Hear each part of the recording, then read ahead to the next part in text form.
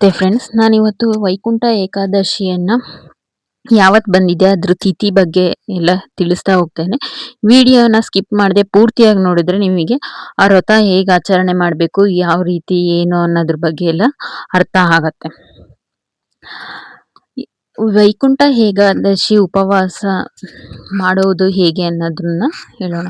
ಮೊದಲು ದೇವರಲ್ಲಿ ಸಂಕಲ್ಪ ಮಾಡಿ ಪ್ರಾರ್ಥಿಸಬೇಕು. ಏಕಾದಶಿ ಉಪವಾಸದ ಸಮೇತ ಮಾಡುತ್ತಿದ್ದೇನೆ, ಯಾವುದೇ ವಿಘ್ನಗಳು ಬರದ ಹಾಗೆ ಏಕಾದಶಿ ವ್ರತ ಸಂಪೂರ್ಣವಾಗಬೇಕೆಂದು ಪ್ರಾರ್ಥಿಸಿ. ನಂತರ ನಿಮ್ಮ ಮನಸ್ಸಿನಲ್ಲಿ ನೀವು ಈ ವರ್ಷ ಏನೇನು ಮಾಡ್ಕೋಬೇಕು, ಏನೇನಿರುತ್ತೆ ನಿಮ್ಮ ಕೋರಿಕೆಗಳನ್ನ ಅದನ್ನೆಲ್ಲ ದೇವರ ಹತ್ರ ಕೇಳ್ಕೊಳ್ಳಿ. ಏಕಾದಶಿ ವ್ರತ ಪ್ರಾರಂಭ ಮಾಡಿ ದಶಮಿ ತಿಥಿ ಅಂದರೆ 29 ಸೋಮವಾರ, ಡಿಸೆಂಬರ್ 29 ಸೋಮವಾರ 1 ಹೊತ್ತು ಊಟ ಮಾಡಿ. ಡಿಸೆಂಬರ್ 29 ರಾತ್ರಿ ಹಣ್ಣು ಹಾಲು ಸೇವಿಸಬೇಕು.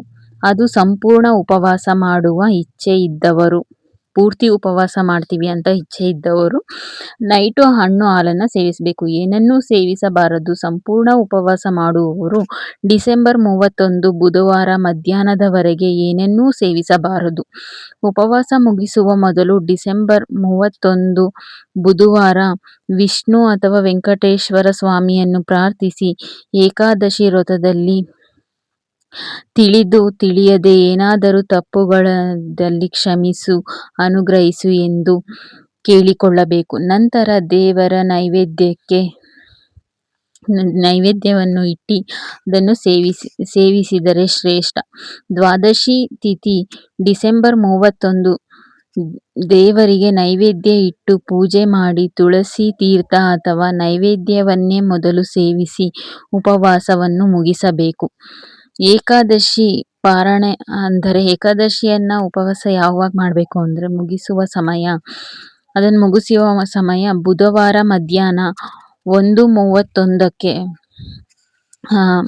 ಮತ್ತೆ 3:48 ಒಳಗೆ ದೇವರಿಗೆ ನೈವೇದ್ಯ ಅರ್ಪಿಸಿ ನಂತರ ಉಪವಾಸವನ್ನ ನೀವು ಮುಗಿಸ್ಬೇಕಾಗತ್ತೆ.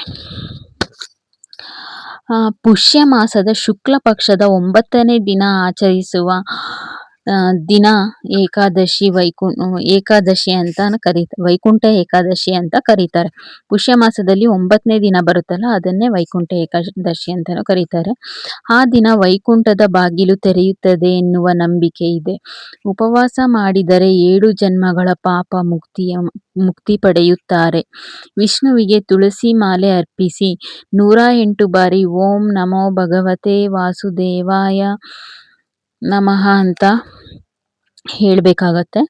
ಇಲ್ಲ ಅಂದ್ರೆ ವಿಷ್ಣು ಅಷ್ಟೋತ್ತರವನ್ನ ಇಲ್ಲ ಮತ್ತೆ ವಿಷ್ಣು ಶತನಾಮಾವಳಿಯನ್ನ ಹೇಳಿ ಮುಡುಪು ಕಟ್ಟಿ ಇಡಬೇಕಾಗತ್ತೆ. ಒಂದು ಬಿಳಿ ಬಟ್ಟೆಯನ್ನ ಹಳದಿ ಬಟ್ಟೆಯನ್ನಾಗಿ ಮಾಡಿ ಅದರೊಳಗೆ ಶ್ರೀಗಂಧ, ಕುಂಕುಮ, ತುಳಸಿ, 9 ಏಲಕ್ಕಿ, 9 ಲವಂಗ, 9 1 ರೂಪಾಯಿ ನಾಣ್ಯ, ಪಚ್ಚಕರ್ಪೂರ, ತುಪ್ಪದ ದೀಪ ಹಚ್ಚಿ ಆರತಿ ಮಾಡಿ ಮೊದಲು ಆರತಿ ಮಾಡಿ ಇದನ್ನ ದೇವರಿಗೆ ದೇವಸ್ಥಾನಕ್ಕೆ ಹೋಗ್ತಿರಲ್ಲ ನೀವು, ವೆಂಕಟೇಶ್ವರ ಸ್ವಾಮಿ ದೇವಸ್ಥಾನಕ್ಕೆ, ಆವಾಗ ದೇವರಿಗೆ ನೀವು ಇದನ್ನ ಅರ್ಪಿಸಿ ಬರಬೇಕಾಗತ್ತೆ. ಏಕಾದಶಿ ತಿಥಿ ಇರೋದು ಡಿಸೆಂಬರ್ 30 ಬೆಳಗ್ಗೆ 3:41 ಬೆಳಗಿನ ಜಾವ 3:41 ಡಿಸೆಂಬರ್ 31 ಬೆಳಿಗ್ಗೆ 1:28 ಇರುತ್ತದೆ. ವೈಕುಂಠ ಏಕಾದಶಿಯನ್ನು ಮುಕ್ಕೋಟಿ ಏಕಾದಶಿ ಎಂದು ಸಹ ಹೇಳಲಾಗುತ್ತದೆ. ಈ ದಿನ ವಿಶೇಷವಾಗಿ ಬ್ರಾಹ್ಮಿ ಮುಹೂರ್ತದಲ್ಲಿ ಭಗವಾನ್ ಶ್ರೀ ವಿಷ್ಣುವಿನ ಆರಾಧನೆಯನ್ನು ಮಾಡಿದರೆ ವಿಶೇಷ ಫಲ ದೊರೆಯುತ್ತದೆ. ವರ್ಷಕ್ಕೆ 24 ಏಕಾದಶಿಗಳು ಬರುತ್ತವೆ. ನೀವು ಯಾವುದೇ ಏಕಾದಶಿ ಆಚರಣೆ ಮಾಡದಿದ್ದರೂ ವೈಕುಂಠ ಏಕಾದಶಿ ಆಚರಣೆ ಮಾಡಿದರೆ ಸಾಕು, ಎಲ್ಲಾ ಏಕಾದಶಿ ಆಚರಣೆ ಮಾಡಿದ ಫಲ ಸಿಗುತ್ತದೆ ಮತ್ತು ಮೋಕ್ಷ ಪ್ರಾಪ್ತಿಯಾಗುತ್ತದೆ. ಯಥಾಶಕ್ತಿ ಉಪವಾಸ ಮಾಡಿ. ಉಪವಾಸ ಸಾಧ್ಯವಿಲ್ಲದವರು ಅನ್ನ ಮತ್ತು ಈರುಳ್ಳಿ ಬೆಳ್ಳುಳ್ಳಿ ಉಪಯೋಗಿಸದೇ ಇರುವ ಫಲಹಾರವನ್ನು ಸೇವಿಸಿ. ಈ ದಿನ ವಿಷ್ಣುವಿಗೆ ಪ್ರಿಯವಾದ ತುಳಸಿ ಮಾಲೆಯನ್ನು ಅರ್ಪಿಸಿ ವಿಷ್ಣು ನಾಮಸ್ಮರಣೆ ಮಾಡಿ ಮತ್ತು ವಿಷ್ಣುವಿನ ದೇವಸ್ಥಾನಕ್ಕೆ ಹೋಗಿ ಉತ್ತರ ದ್ವಾರದ ಮೂಲಕ ಸ್ವಾಮಿಯ ದರ್ಶನ ಮಾಡಿದರೆ ನಮ್ಮ ಪಾಪ ಕರ್ಮಗಳು ಕಳೆದು ಮೋಕ್ಷ ಸಿಗುತ್ತದೆ. ಮಣ್ಣಿನ ದೀಪದಲ್ಲಿ ತುಪ್ಪ ಹಾಕಿ ತುಳಸಿಯ ಬಳಿ ಬೆಳಗಿಸಿ ಯಾವುದೇ ಅಡೆತಡೆ ಇರತಕ್ಕಂಥ ಕೆಲಸಗಳು ಸಾಗುತ್ತವೆ. ಧನ ಪ್ರವಾಹ ವೇಗವಾಗುತ್ತದೆ. ಏಕಾದಶಿ ದಿನ 11 ನಿಮಿಷ ಮೌನವಾಗಿ ಕುಳಿತು ಮುಂದಿನ ವರ್ಷದ ಒಂದು ಗುರಿಯನ್ನು ಮನದಲ್ಲಿ ನಿಶ್ಚಯಿಸಿ ಈ ಸಂಕಲ್ಪ ಬ್ರಹ್ಮಾಂಡದವರೆಗೂ ಸಹ ತಲುಪುತ್ತದೆ. ಬಡವರಿಗೆ ಅಥವಾ ಅಗತ್ಯವಿರುವವರಿಗೆ ನೀರು ಕುಡಿಸಿ. ಇದರಿಂದ ಪಿತೃದೋಷ ಮತ್ತು ಗ್ರಹ ಬಾಧೆಗಳು ಶಾಂತವಾಗುತ್ತವೆ. ವೈಕುಂಠ ದ್ವಾರ ವರ್ಷಕ್ಕೆ ಒಮ್ಮೆ ಮಾತ್ರ ಭಕ್ತರಿಗಾಗಿ ತೆರೆದುಕೊಳ್ಳುತ್ತದೆ.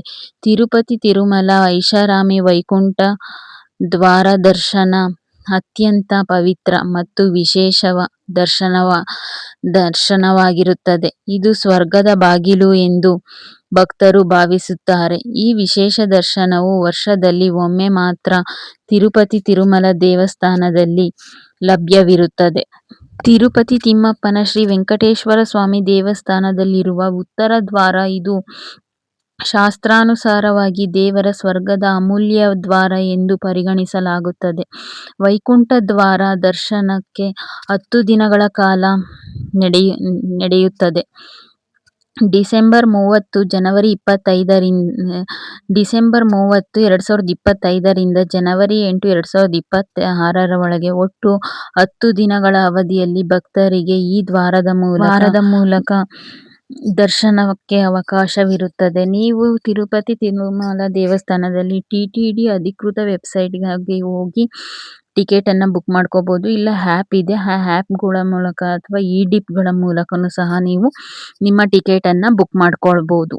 ಧನ್ಯವಾದಗಳು. ಶುಭ ದಿನ. ನನ್ನ ಚಾನಲ್ನ ಸಬ್ಸ್ಕ್ರೈಬ್ ಮಾಡಿ.